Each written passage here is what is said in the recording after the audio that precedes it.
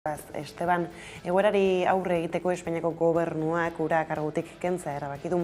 Margarita Robles defentsa ministroak eman zuen erabakiaren berri atzo, ministroen kontseiloaren osteko prentsaurrekoan. Esperantza Casteleirok ordezkatuko du. Casteleiro defentsa estatu idazkaria da egun Roblesen agindupean eta zeneiko kide izan da urte luzez. Espainiako gobernuko kideen aurkako zelatek ere eragina izan dute, nola ez, kargua betzean izan ere Roblesek zeneiren eta segurtasun indarren defentsa egin arren, Bolañosek erakunde hartan jarri du Sánchez espiatzea eragotziez izanaren zama. Gobernuko gainerako kideen telefonoak ere aztertu ditu orain erakundeak eta jakin da, Roblesen eta Fernando Grande Marlaska barne ministroaren salkelakoak espiatu zituztela. Halaber gobernuak jakinarazi zuen, nekazaritza ministro Luis Planas zelatatzen saiatu zirela. Arratsaldeon guztioi Kongresuaren kontrol saioan zein konstituzio batzordean heldu diote gaur espiatzearen gaiari, bada Pedro Sánchez Espainiako gobernuko presidentaren iritzitan, begi bistakoa da Espainiako gobernuaren komunikazioen segurtasunean huts egitea egon dela, eta horren aurrean gehitu du exekutiboak legea bete duela, delituzko ekintzak justiziaren aurrean salatuta eta gardentasunez jokatuta. Es evidente que ha habido un fallo en la seguridad de las comunicaciones del Gobierno de España. Y lo que ha hecho el Gobierno de España ha sido lo que hemos hecho siempre, cumplir con la ley, poner en conocimiento de la justicia estos hechos delictivos y actuar con absoluta transparencia ante la opinión pública. Ayer, efectivamente, silencio, por favor, de la directora del CNI, y yo quiero aprovechar para reconocer su trabajo y también reconocer el trabajo de los 3.000 funcionarios y funcionarias del Centro Nacional de Inteligencia.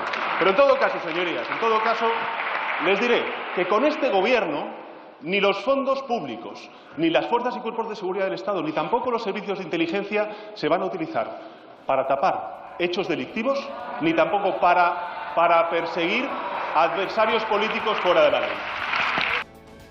Ordea Gernikako bombardaketaren biktimak erreparatzeko ekitaldia egitea adostu dute AIOtak eta PSOEk. Gernikako bombardaketari buruzko mozioa onartu dute gaur Espainiako Senatuan, AIOtak aurkeztutako hasierako testuan barkamena exigitzen zion Espainiako gobernuari.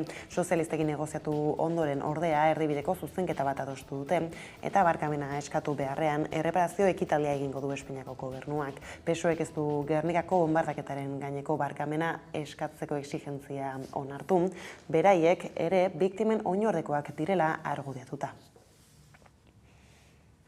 Politika arloko gaiekin jarraiki baina ekonomiara hurbilduta gasaren prezioari muga jartzeko eta kontsumitzaileen faktura elektrikoa murrizteko mekanismoa egun edo aste gutxi barru guztiz martxan izatea espero du Teresa Ribera Espainiako gobernuko 3. presidente orde eta trantsizio ekologikorako ministroak. Europako batzordeak eskema onartu du, baina komisarioek erabaki formala hartu behar dute orain, mekanismoa aplikatu ahal izateko 3. presidente ordeak adierazi duenez. Bestalde, Isabel Rodríguez Espainiako gobernuko bozeramaileak ezoiko ministroen kontseilua iragarri du ostiralerako neurria martxan jartzeko asmoz. Ordea Eusko Jaurlaritzaren diru sarrerak bermatzeko errenta eskuragarriagoa eta eraginkorragoa egin nahi dute. Kalte bera diren kolektiboei laguntzeko adingabeak dituzten familiei, guraso bakarreko familiei, adingabeak dituztenei eta pentsiodunei berezekin horretarako babes sistemaren kudeak eta arindu, baldintzak malgutu eta prestazioaren kopuruak handitu egingo dira. Hala jasotzen du Indoia Mendialan eta Enplegu Sailburuak atzo aurkeztu zuen diru sarrerak bermatzeko errenta berriaren lege proiektuak. Euskal Babes sistema azken 30 urteetan egin dugun gizarte inbertsiorik onena izan da. Hala izaten jarraitzea nahi dugu, eredu arinago, modernoagoa eta argiago batekin. Bizitzeko gutxieneko diru sarreraren integrazio osoarekin indartutako eredua.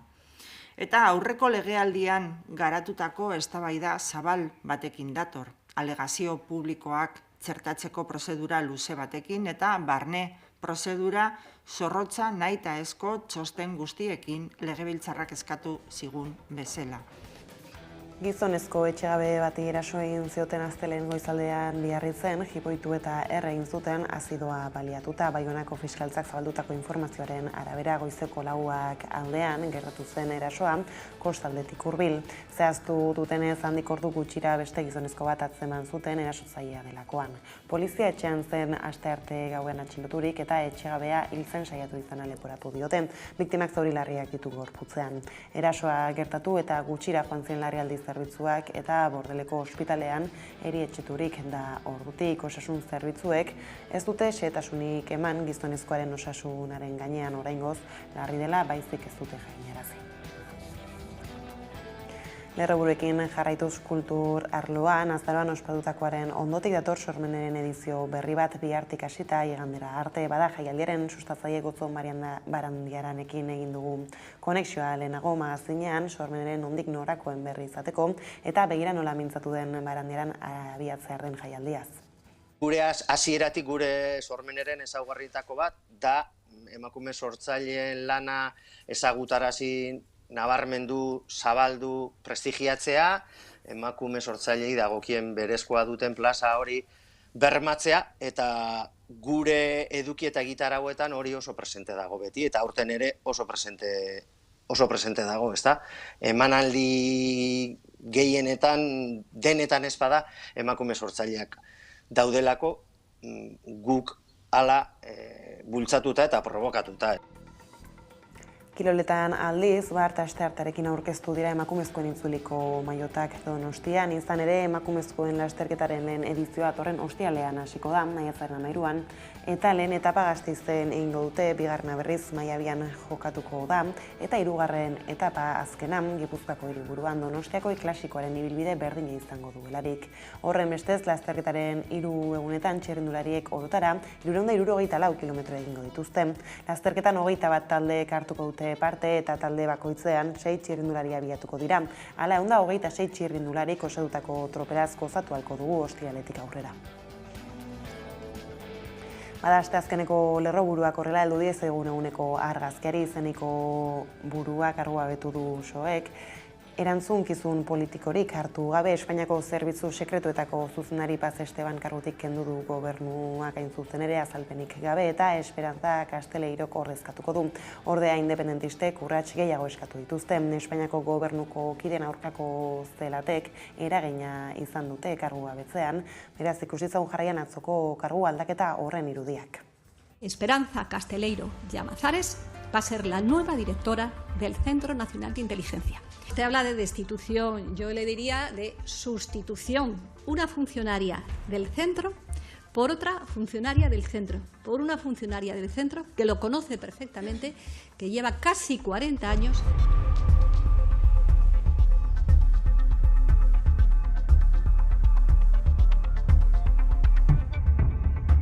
Creemos que es absolutamente imprescindible dotar de medios al Centro Nacional de Inteligencia para que, como lo está haciendo ahora, pero mucho más reforzado si cabe, precisamente por las amenazas, pueda tener ese papel importante que está teniendo y que sigue teniendo en la comunidad internacional de inteligencia.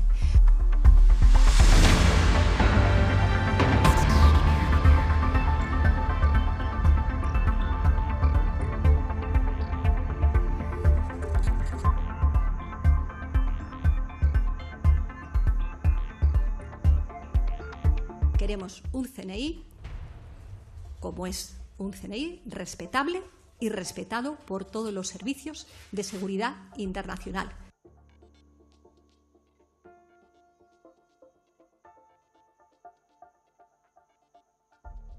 Ahora los indicadores muestran que no existen infecciones compatibles con la infección Pegasus. En las próximas horas pondremos esta información a disposición de la justicia con los informes del Centro Criptológico Nacional para ampliar la denuncia que ya presentará. Bestaldetik lerroburuetan aipatu dugu ere Eusko Jaurlaritzak diru-sarrerak bermatzeko errentaren lege proiektu onartu du.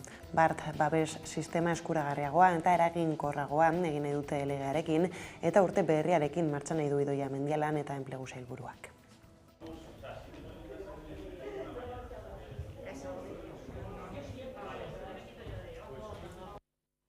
Euskal Babes sistema azken 30 urteetan egin dugun gizarte inbertsiorik onena izan da.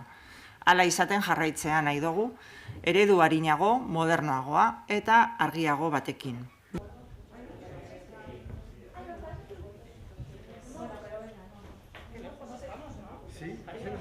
Bizitzeko gutxieneko diru sarreraren integrazio osoarekin indartutako eredua.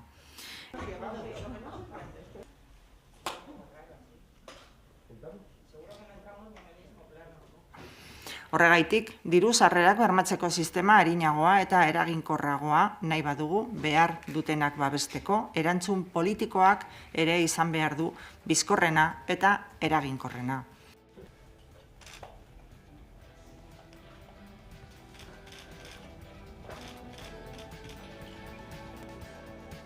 Lan gatazkei helduta berriz Gipuzkoako zahar-etxeetan greba egingo dute berriz, hilaren 19an ELA eta LABek egin dute deia bakoitzak bere aldetik.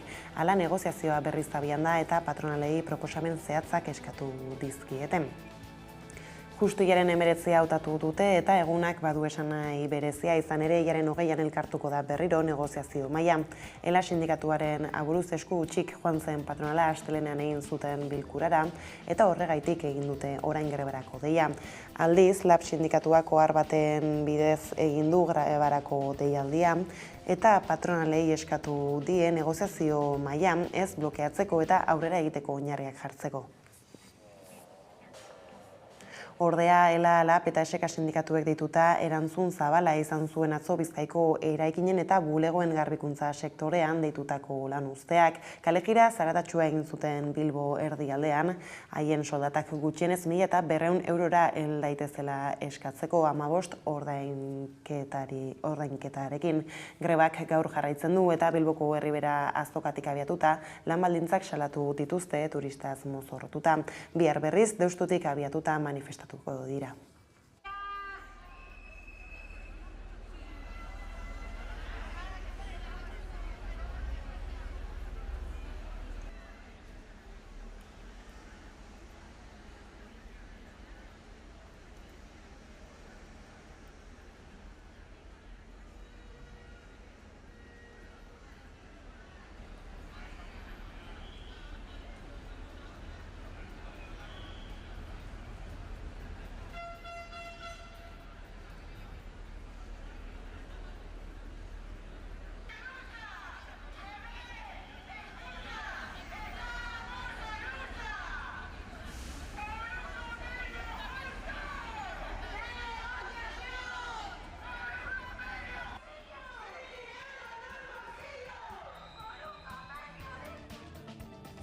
Eta orain Donostiara joango gara, izan ere Zubietan daudan erreolankidea Gurasos kolektiboak salatu duela astebetetik Zubietako erraustegiak ez dituela erretzen dituen hondakinak balioztatzen eta jada ez dela posible sortzea ez inolako elektrizitaterik izurtzea hori izan beharko litzatekenean bere jarduera justifikatzeko helburuetako bat zerreiago dakigu Danen.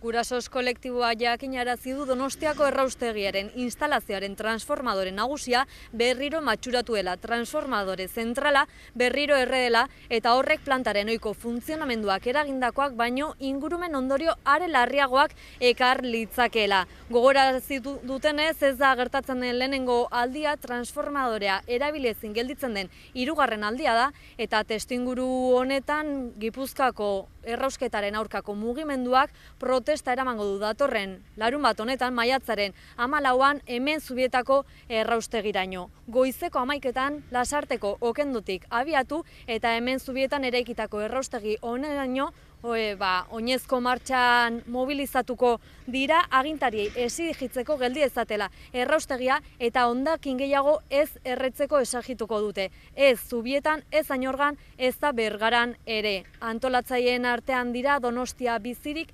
Eguzki, Greenpeace edota ekologistak martxan esaterako. Eta gizartea eta haren ordezkariak Gurasos kolektiboak salatu duela astebetetik Zubietako erraustegiak ez dituela erretzen dituen hondakinak balioztatzen eta jada ez dela posible ez sortzea ez inolako elektrizitaterik izurtzea. Hori izan beharko litzatekenean bere jarduera justifikatzeko helburuetako bat. Alegia hiri hondakin solidoak energia elektriko bihurtzea gero kontsumitzeko. Kolektiboa jakinarazi du instalazioaren transformadore zentrala berriro matxuratu dela.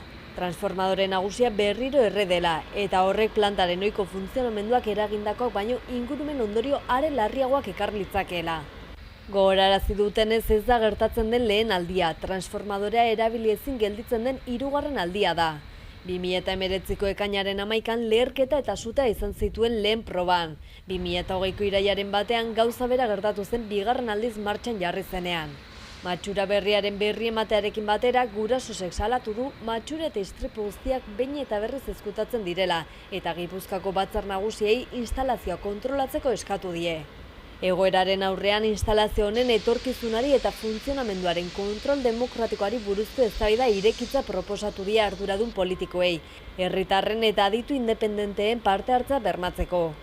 Testuinguru honetan Gipuzkoako errausketaren aurkako mugimendutik Zubietako erraustagiraino eramango dute protesta maiatzaren 14an, agintariek egia kontatzen ez dutela salatzeko. Donostia bizirik, Eguzki, Greenpeace eta ekologistak martxan elkarteik babestuta deia egiten die herritarrei larunbat honetan goizeko 11etan Lasarteko okendotik abiatu eta Zubietan eraikitako erraustagiraino oinezko martxa batean mobilizatzera. Agintari exigitzeko geldi dezatela erraustegia, ez dezatela gehiago hondakinik erre, ez Zubietan, ez Oinorgan, ez Bergaran eta ez Inon.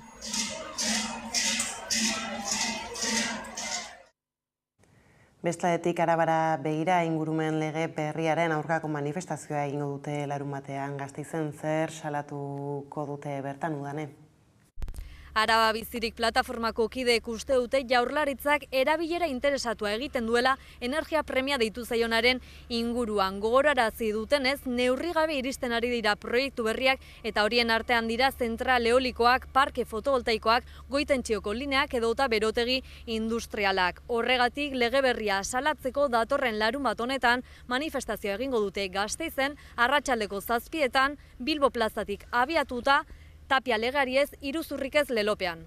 Eztabaida eta mobilizazio ugari izan dira Araban azken hilabeteetan bata bestearen atzean proiektatzen ari diren zentral eoliko, fotovoltaiko, goitentzioko linea, Lautadako trenbide linearen bikoizketa edo negutegi industrialen arira. Araba bizirik plataformak hain zuzen ere proiektu horiei aurre egiteko lehen manifestazio bat egin zuen urriaren 23an. Izan ere, haien ustez, ez dira alternatiba krisi ekologiko, sozial eta energetikoaren aurrean mendiak eta landalurrak industrializatuko bailukete besteak beste. Horrez gain, plataformaren arabera, EAJak azpiegitura handiak ezartzeko dituen planen aurkako jarrerak neutralizatzeko estrategiak Tapia legea bezalako arauak onartzea da. Hori dela eta, datorren larun batean maiatzaren 14an aipatutako Tapia legearen eta mendiak eta landalurrak industrializatuko dituzten proiektu erraldoien aurkako manifestazioan parte hartzeko deia egin du plataformak Gasteizko Bilbo plazatik abiatuta arratsaldeko 7etan.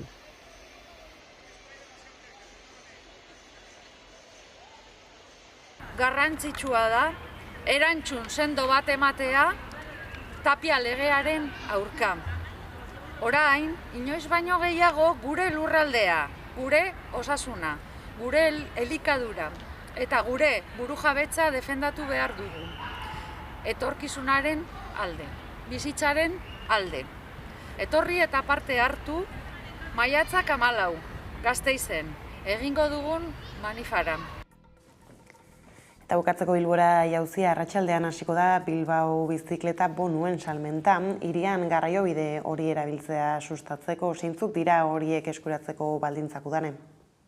Bilboko udalak lehenengo aldiz jarriko ditu salgai Bilbao bizikleta bonuak gaur arratsaldeko 4etatik aurrera zenbait nobedaderekin. Bonuak bilbotarrentza soilik izango dira eta dendetan bertan eskuratu eta trukatu beharko dira nana aurkeztuz. Bonuen zenbatekoari dagokionez 400 euroko laguntzak izango dira bizikleta elektrikoa erosteko eta 50 eurokoak izango dira mota guztietako bizikletetan mantentze lanak edota konponketak egiteko. Hori bai kasu bietan udalak zenbatekoaren erdia jarriko du eta gogoratu ekimena urriaren 31an agortuko dela edota bonuak agortzen direnean eta bonu hauekin sustatu nahi da hirian bertan bizikleta erabiltzea edota bizikleta dendetan erostea. Lehen aldiz jarriko ditugu martxan, eta bizikleta elektrikoak erosteko edota bizikletan mantentze lanak egiteko izango dira. Ekintza hauekin, bultzada bat eman nahi diogu bai bizikletari, bai tokiko merkataritzari. Eskerrik asko eta hurrengo arte udane berriekin jarraituz gai zaldatuko dugu orain izan ere Euskaragintzako 12 eragilek bat egin dute Euskara aurrerak ditutako manifestazioarekin herri bultzada berri bat abian jartzera deitu dituzte. Euskaltzale guztiak uste baitute egungo hizkuntza politikak ez direla aski Euskarak dituen erronkei eta zailtasunei erantzuteko. Hemen bildu gara Euskalgintzako hainbat eragile, apirilaren 5ean aurkeztu zen Euskara aurrera egitasmoari gure atxikimendua adierazteko. Eta maiatzaren 21ean, hemendik bertatik, Antiagoko tuneletik abiatuko den manifestazioan parte hartzera dei egiteko. 21. mendean, bete-betean sartuta gauden honetan, Euskarak nahi baino zailtasun eta erronka handiagoak ditu. Bada beraz, herri gogo eta energia nahikorik Euskarak behar duen herri bultzada berria martxan jartzeko. Hori posible egiteko ordea, aurrera urratsa egin behar dugu euskaltzale guztiok. Aurrera urratsa egin behar dugu. Honegatik guztiagatik, maiatzaren 21ean, arratsaldeko 5:30 Donostiako Antiguako tuneletik abiatuko den manifestazioan izango gara gu geu ere. Orain da unea, egin genuen eta berriz ere egingo dugu. Euskara aurrera. Kultura arlora iritsita aipatu dugu lentxeago ere, azaroan ospatutakoaren ondotik dator sormeneren edizio berri bat, bihartik hasita igandera arte Gotzon Barandiaran ekimeneko sustatzailea. Gure hasieratik gure sormeneren ezaugarrietako bat da emakume sortzaileen lana ezagutarazi, nabarmendu, zabaldu, prestigiatzea, emakume sortzailei dagokien berezkoa duten plaza hori bermatzea eta gure eduki eta gitarauetan hori oso presente dago beti, eta aurten ere oso presente dago, ezta? Emanaldi gehienetan, denetan ez bada, emakume sortzaileak daudelako guk hala bultzatuta eta provokatuta.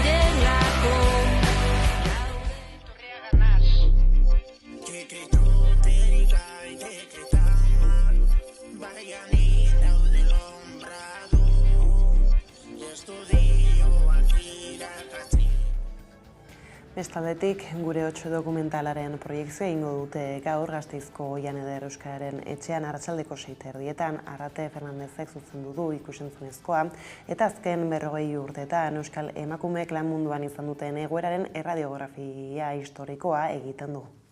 Azken 40 urte hauetan Euskal emakumeek lan munduan izan duten egoeraren erradiografia historikoak gaur egun zer nolako ondorioak eta eraginak sorrarazi dituen ikertzen duen dokumentala da gure hots.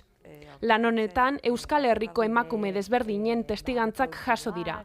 1980 eta 2020 urteen artean kokatzen da eta 4 hamarkada hauen berrien iritziekin arilkatuta dago. Aztertzen da azken 40 urte hauetako emakumeen lan merkatuaren inguruan eta erradiografia bat egiten diogu iraganari, orainari eta etorkizunari. Oso hunkigarria izan da prozesua, pandemia aurretik egin genuen diseinatutako gidoi batetik sortu zen eta proiektua aurkeztu zen, erakunde Eusko Jaurlaritzan eta Foru Aldundian.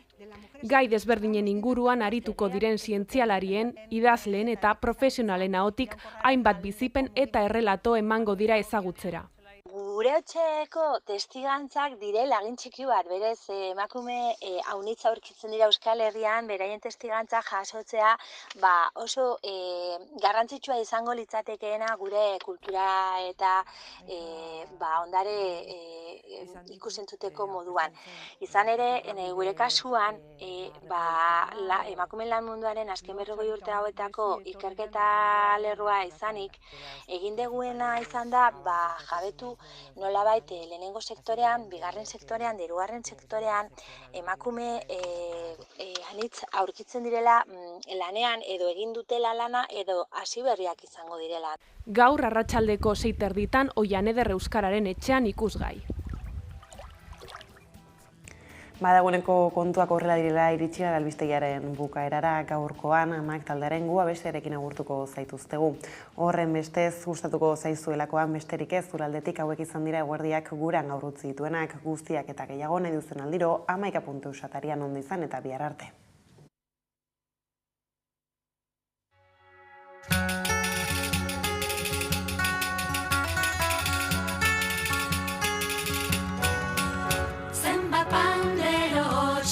Trikitik kantu, ez ote ditugu hiltzera kondenatu. Amonen ametsak antzutu zein mututu, amak zokoratu, ilunpera makurtu. Zenbat banderos, zenbat trikitik kantu,